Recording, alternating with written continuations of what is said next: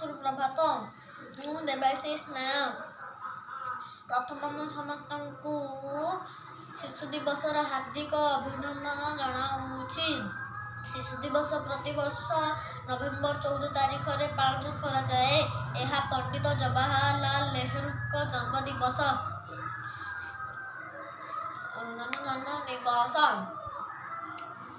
नेहरू पिलामानंकु बहुत भल पाउथिले। पिलामाने तांकु चाचा नेहरू बोली डाकुथिले।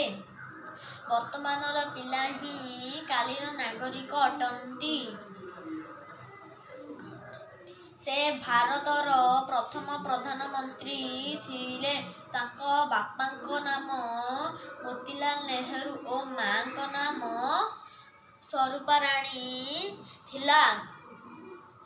तापरे ही दिवसटी शिशुमानक पाई एक खुशीर दिन अटे।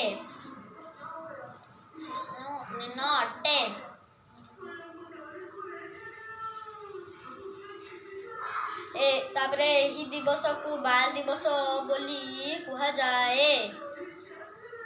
एतिकी कही मो कर्तव्य को शेष करुछि। धन्यवाद। जय हिंद, जय भारत।